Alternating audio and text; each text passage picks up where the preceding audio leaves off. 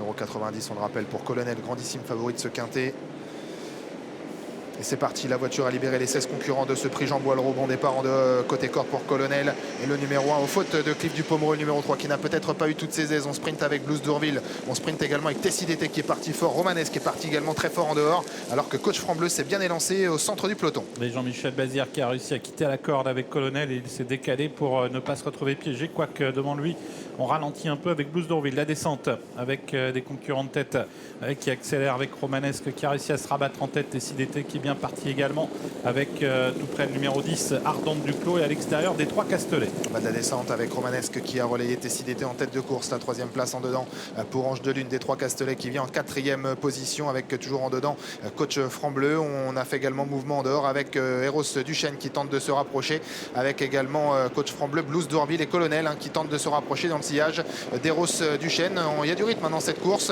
On a accompli la descente sur un pied légèrement inférieur à 1,07. Et on ralentit un peu pour aborder la montée. Romanesque en tête, Tessidété 2e, toujours suivi par Ardente Duclos. Le grand favori Colonel se rapproche. Eros Duchesne a pris le chemin de la corde. Plusieurs concurrents viennent à l'extérieur. C'est le cas de Superfez qui vient très vite, le numéro 14. Et D3 Castellet également qui est bien en course au centre. Franck Nivard s'est décalé de la corde et accélère maintenant avec Tessidété qui va devoir contrer Superfez qui vient fort maintenant dans la montée. Superfez qui tente un effort assez fort avec également un effort de Ange de Lune qui fait mouvement dans la partie montante de l'épreuve. Colonel s'est bien rapproché dans le sillage des premiers. Romanesque est toujours au contact côté corde. Les 3 Castellets semblent avoir un peu de gaz alors qu'on en a fait également mouvement en dehors dans le wagon de la 3e épaisseur avec Direct Way qui s'est fait ramener dans le wagon de la 3e épaisseur dans un dos. Les 2 favoris qui vont se retrouver aux prises pour se diriger vers le tournant final avec Tessidété qui a beaucoup de ressources. Franck Nivard qui est obligé de faire la planche pour la contrôler un petit peu. Colonel qui est 2e, en 3e position Ange de Lune avec également Direct Way qui s'est rapproché. Dragon d'Erac qui vient, Orlando Jet qui tente de venir et des 3 Castellets qui est enfermé. Avec Tessidété qui a toujours facilement l'avantage. Colonel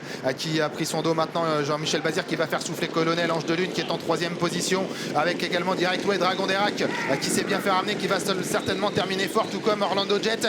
Et puis peut-être des 3 Castellets également qui cherchent l'ouverture. Tessidété qui a l'avantage et qui entre en tête dans la ligne droite. Attaqué maintenant par Colonel qui vient maintenant lui porter une vraie bonne attaque avec également Dragon d'Erac qui sprint et puis des 3 Castellets et Orlando Jet tout en dehors. Colonel a pris l'avantage maintenant à 100 mètres du poteau sur Tessidété et des 3 Castellets qui terminent fort. Colonel va s'imposer, des 3 Castellets peut-être 2e devant Tessidété qui va terminer à la 3e place. Orlando Jet et Dragon d'Erac venant ensuite.